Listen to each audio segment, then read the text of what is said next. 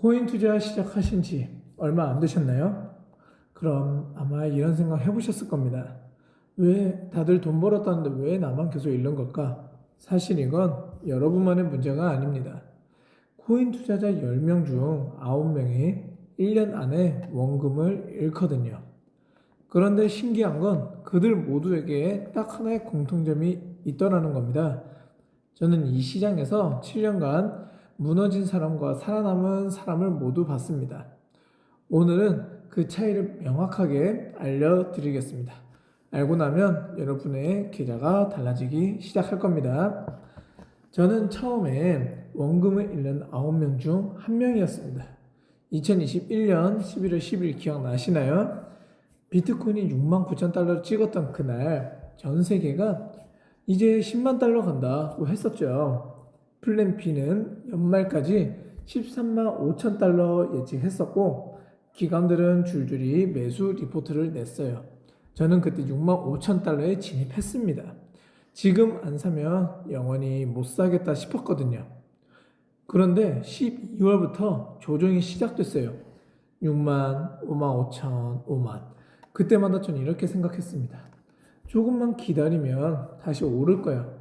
반감기도 다가오는데 안 오를 일 없잖아. 2022년 1월 4만 달러. 아, 여기서 반등하겠지. 5월달 테라루나 사태 터지면서 3만 달러. 이제 진짜 바닥이다. 그리고 6월 1만 8천 달러까지 떨어졌습니다.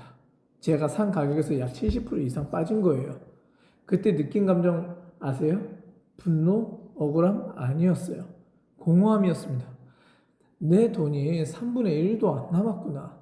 6만 9천 달러 찍었을 때 왜 안 팔았지? 근데 주변을 보니까 저만 그런 게 아니었어요. 같은 시기 루나 홀더들은 100달러에서 0.0001달러까지 받고 3AC는 파산했고 세시우스는 출금 중단했죠. 다 모두 똑같은 말을 했습니다. 조금만 더 기다리면 그때 깨달았습니다. 우리는 멍청한 게 아니라 우리 뇌가 이런 극단적 폭락을 견디도록 설계되지 않았던 거예요. 망하는 이유는 단 하나. 일단은 손실 회피 본능입니다. 인간의 뇌는 이익보다 손실을 2.5배 더 크게 느낀다고 해요. 심리학에서는 이걸 손실 회피 편향이라고 부르죠. 무슨 뜻이냐면 100만 원 벌었을 때 기쁨보다 100만 원 잃었을 때 고통이 2.5배 더 크다는 거예요. 그래서 우리는 어떻게 행동할까요? 이익은 빨리 확정하고 손실은 끝까지 버팁니다. 예를 들어 볼게요. 리플은 1,000원에 샀는데 1,200원이 됐어요. 어떻게 하시나요? 20% 올랐는데 이제 팔아야지. 그런데 900원으로 떨어지면 조금만 기다리면 오를 거야. 안 팔아. 이게 정확히 반대로 해야 하는 행동입니다. 수익은 끝까지 끌고 가고 손실은 빠르게 정리를 해야 살아남습니다. 왜 이 본능이 코인 시장에서 치명적인 건지 또 알려드릴게요. 주식 시장은 그래도 괜찮아요.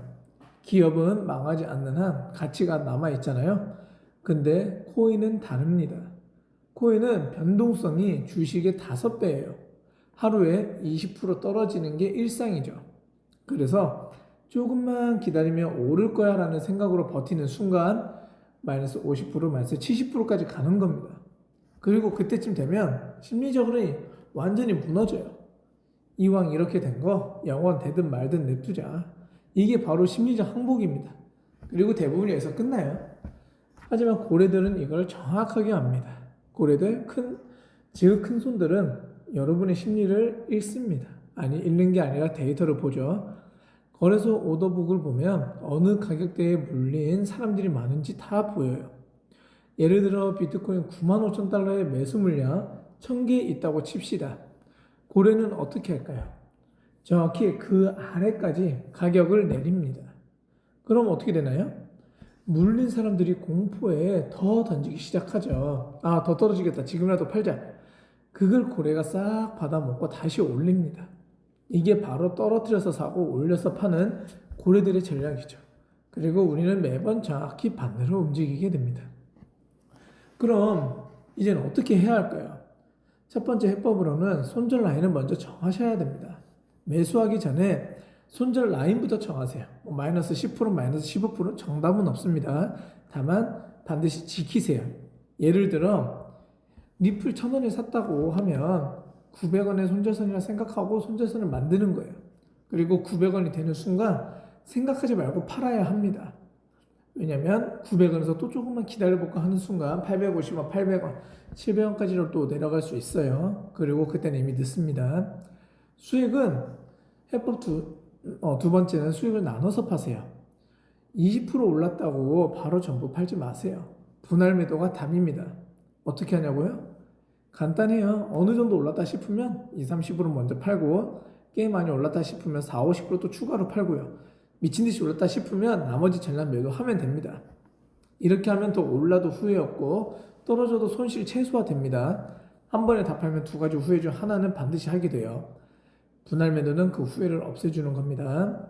세 번째 해법으로는 물타기 절대 하지 마세요.